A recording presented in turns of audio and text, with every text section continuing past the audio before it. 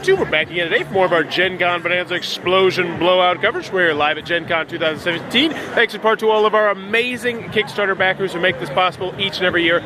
You all rock. Now right now, let's talk about some of our amazing sponsors. We got Medieval Lords, who has Black Souls coming to Kickstarter later this year. We have Bleem Games, who has Dark Mages 2.0 coming out. And then Tasty Dimensional Games, who sponsors everything we do. But right now, we're going to learn from David about Albino Dragon's upcoming game, Ink Monster. So hey David, what is Ink Monster? All right, Ink Monster's here. What you have here is a 2 to 6 player drafting and set collection game featuring some great art. You can see the monsters here. It's by Daryl Andrews and Erica Hayes, and it's coming to Kickstarter in a couple weeks. So, what you do in this game is it all really revolves around this pen here. And you're going to have a hand of cards, some examples you can see here. On your turn, you're either going to just simply take the monster that is below the pen, or play a card. Now the card will provide you an action that will manipulate either the monsters in the circle or the pen itself. So for example, we have this one here. This says +3 clockwise. So you would simply play that, 1, 2, 3, and then you would take that monster and place it into a tableau and discard your card. At that point, the pen would move to the next monster in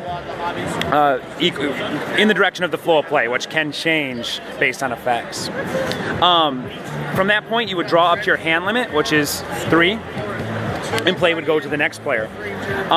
So that's it there. Now the monsters all have different abilities. Some of the abilities, like this one here with the arrow, you can bank those abilities and you can use them whenever you feel it'd be advantageous. And you'd either flip the card or just indicate that you've used it. And there you can do that effect. Other cards have an instant effect. Let's find, where's George? He's almost always out. Here, right here.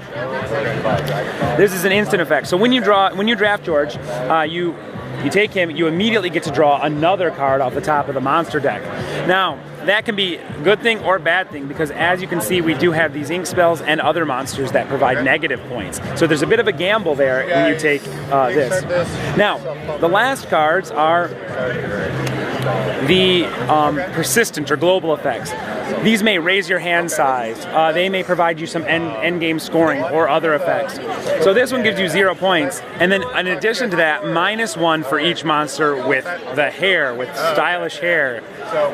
However, that's not a great card, but there are a lot of these attributes, and there are other cards that key off the attributes. So you're really going to be looking to collect suits.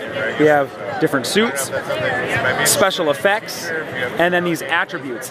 At the end of 3 rounds, and 1 round is finished when we draft all 12 cards in the circle, and then we just start a second round by putting 12 more cards out.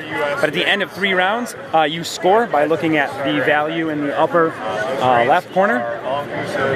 Any of the attributes that key at the end of the game off these symbols here, and then you score. Whoever has the most points wins.